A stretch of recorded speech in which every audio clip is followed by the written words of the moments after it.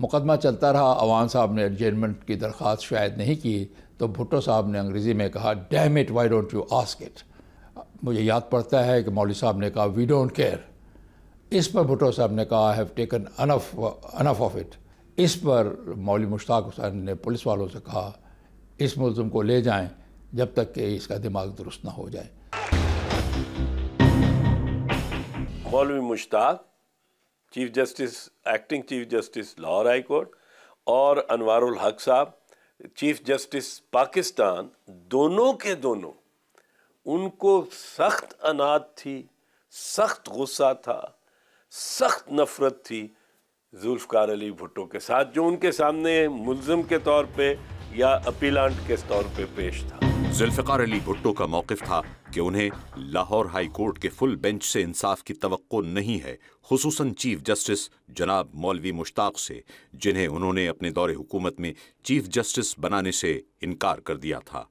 तो उन्होंने अपने वकील से कहा था, अवान साहब से, उनके जो डिफेंस काउंसिल थे, कि आप मेरे लिए एडजर्नमेंट मांगे। मुकदमा चलता रहा। अवान साहब ने एडजर्नमेंट की दरख्वास्त शायद नहीं की तो भुट्टो साहब ने अंग्रेज़ी में कहा, damn it why don't you ask it. जब लफ्ज़ डैम इट को सुना मौलवी मुश्ताक हुसैन ने, उन्होंने कहा, कोर्ट में आपको ये अल्फाज इस्तेमाल करने की इजाज़त नहीं है, या उन्होंने कहा ये बुरे अल्फाज इस्तेमाल किए हैं। भुट्टो साहब ने कहा कि मैं परेशान था जिस वजह से मैंने ये अल्फाज इस्तेमाल कर दिए। मुझे याद पड़ता है कि मौलवी साहब ने कहा, वी डोंट केयर। इस पर भुट्टो साहब ने कहा, I have taken enough of it. मौलवी मुश्ताक हुसैन ने उनसे पूछा, what do you mean by enough of it? उन्होंने कहा, enough of insults from you. उस पर फिर मज़ीद, यहाँ तक भी शायद मामला अनाद तक के दिखाई न देता। इस पर मौलवी मुश्ताक हुसैन ने पुलिस वालों से कहा, इस मुल्ज़िम को ले जाएं जब तक कि इसका दिमाग दुरुस्त ना हो जाए।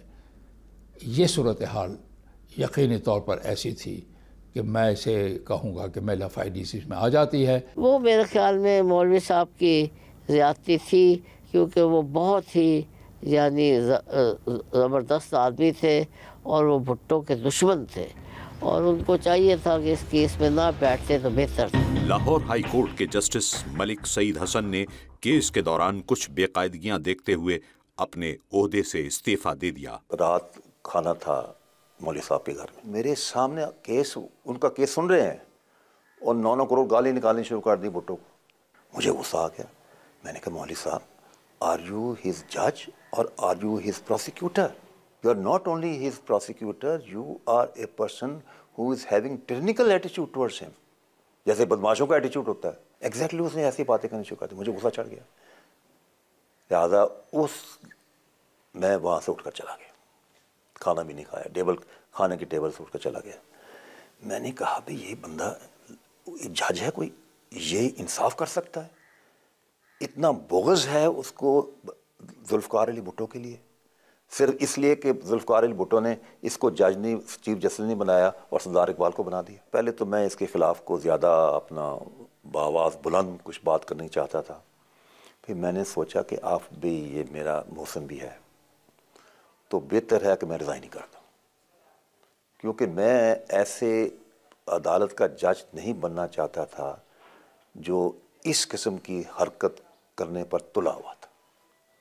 तो लिहाजा मैंने एक मिडल ऑफ द कोर्स जो मैंने एस्केप ढूंढा वो ये था कि मैं रिज़ाइन कर दूँ, इसलिए मैंने इस्तीफ़ा दे दिया। ये जो ट्रांसफ़र किया गया वो इसलिए कि जो हाईकोर्ट जज साहबान थे, उनमें से एक जज मौलवी साहब भुट्टो साहब से बहुत खफा थे, और सुना है उसने कहा था उसको मेरे पास भेजो, मैं उसको देख लूँगा। इस मुकदमे में सारा इन्हिसार वादा माफ गवाहों पर किया गया। क्या ऐसी सूरत में मुल्जिम को सजाए मौत दी जा सकती है? मुल्तानी गवाह या वादा माफ का गवाह जो मैं बता रहा था आपको, ये तो सारा मसूद महमूद था और उसने सारी चीज़ें कही थी और उससे प्रेशर भी था।